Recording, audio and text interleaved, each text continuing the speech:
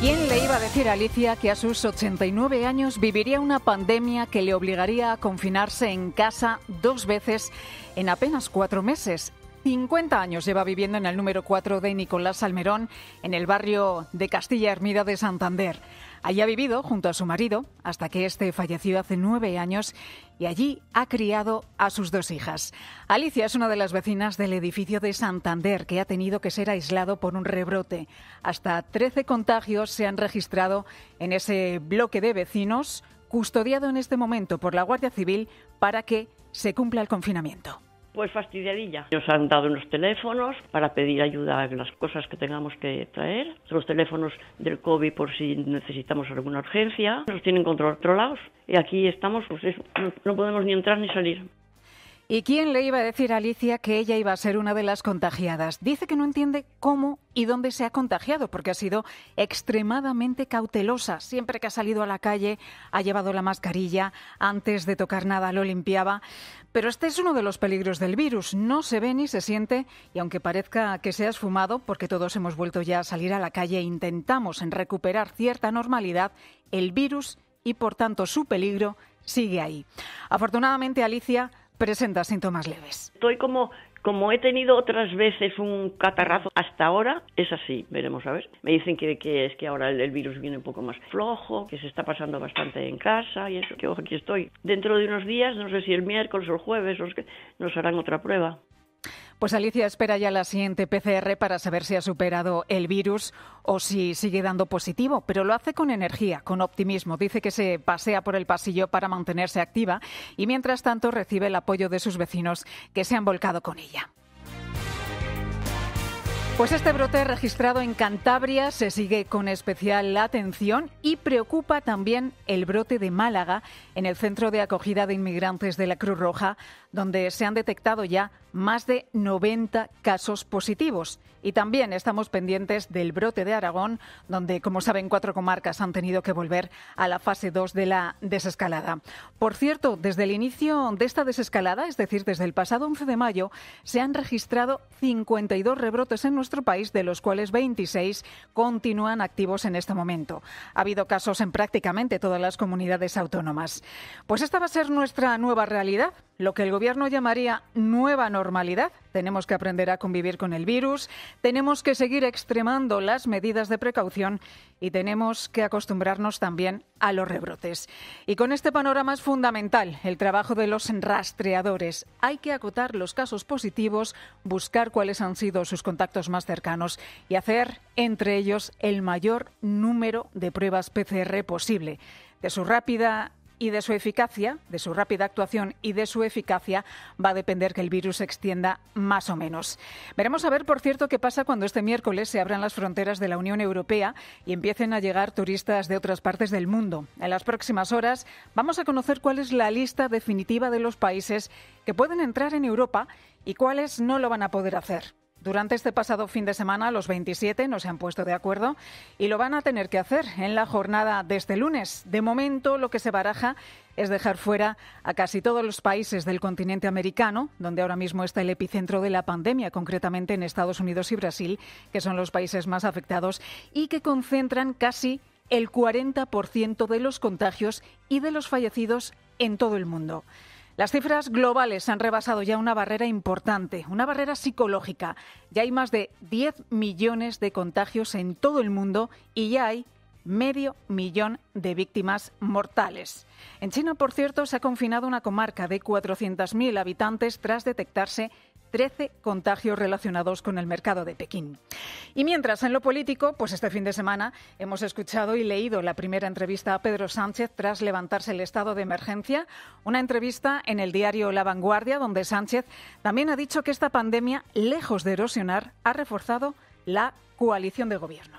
La crisis del COVID, si ha servido para algo, ha sido para soldar aún más la coalición de gobierno.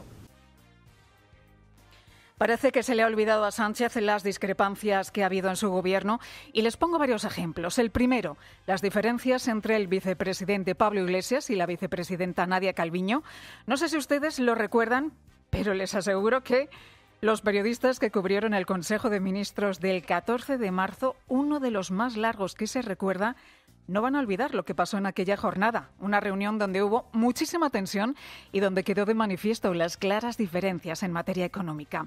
Eso por no hablar cuando Moncloa desautorizó a la ministra de Trabajo, Yolanda Díaz, tras la publicación de una guía de actuación en las empresas y los trabajos ante la expansión del coronavirus. Una guía que en trabajo se sacaron de la manga, pero que no había sido consensuada con nadie, ni con Sanidad, ni con el Centro de Alertas Sanitarias. O lo más reciente, por ejemplo, las distintas posturas que mantuvieron la semana pasada en la votación sobre la comisión de investigación al rey don Juan Carlos en el Congreso. Bueno, pues ya ven que pese a todo ello, Pedro Sánchez sigue abonado a ese relato, a ese discurso triunfalista de que vamos a ser mejores tras esta crisis, y hasta su coalición de gobierno dice que va a salir reforzada. Y por cierto, en las últimas horas también hemos escuchado al expresidente Rodríguez Zapatero, que está muy activo, está muy activo estas semanas, ha concedido varias entrevistas, se está prodigando bastante. Pues en la última, Zapatero ha abogado por una implicación directa de los independentistas catalanes y vascos en el gobierno. Que algunas veces se ha dicho, de hombre, a ver si hay ministros de partidos catalanes, de partidos independentistas, nacionalistas. Quizá tenga que ser un momento en el que eso llegue y se supere, y una participación más activa de las fuerzas políticas hoy independentistas en un futuro proceso político en España de gobierno. Imagínense la escena, imagínense la fotografía. Esquerra o Junts per Catalunya o Bildu, como lo oyen Bildu, sentados en el Consejo de Ministros. Dice Ignacio Camacho en su columna de hoy de ABC que Zapatero reaparece para contraprogramar a Felipe González. Si González apuesta por un acuerdo de amplio espectro, Zapatero lo hace por un gobierno de coalición, con un programa de izquierdas y con guiños claros al independentismo. Bueno, este fin de semana Pedro Sánchez y los líderes nacionales de los partidos han estado apoyando a los candidatos de sus formaciones, tanto en Galicia como en el País Vasco. Ha sido el primer fin de semana de campaña electoral en el que los mensajes han sobrepasado el ámbito autonómico y han pasado a la batalla nacional. De hecho, desde Álava, Pablo Casado le ha pedido explicaciones al Gobierno y al propio Pedro Sánchez sobre el caso Dina, que salpica a Pablo Iglesias. Tiene que explicar los vínculos de la Fiscalía General del Estado a favor del caso de Pablo Iglesias, porque si no, el caso Dina e Iglesias se convertirá en el caso Sánchez. Pues este caso, de momento, en lo que se ha convertido es en todo un culebrón. Es el caso del móvil robado a la ex asesora de Pablo Iglesias, Dina Bulsenham, un móvil con material interno del partido y también con contenido personal.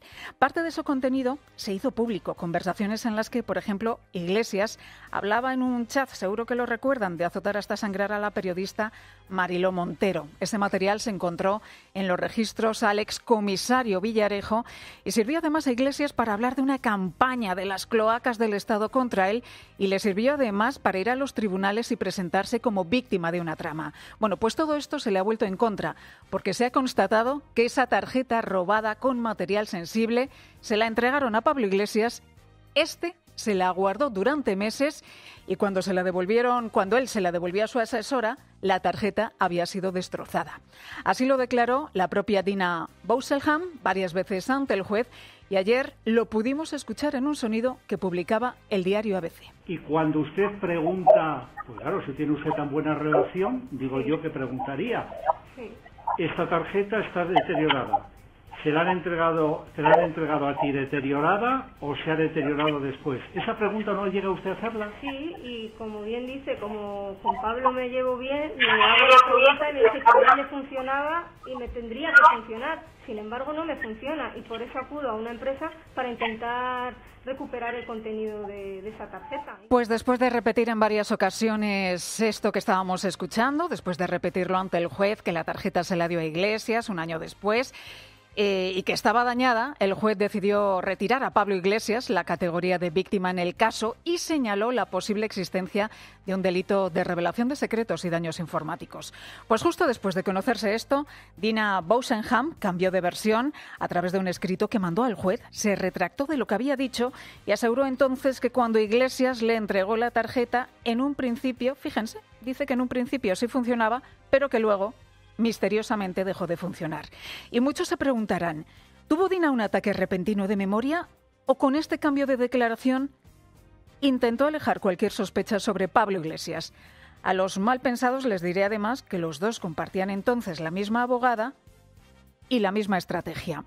Y por si todo esto fuera poco, hay además una investigación abierta por la Fiscalía para averiguar si un fiscal anticorrupción pasó información relacionada con el caso precisamente a la abogada de Podemos. Entretenido, ¿verdad? Pues veremos a ver cómo acaba este serial que salpica ni más ni menos que a un vicepresidente del Gobierno.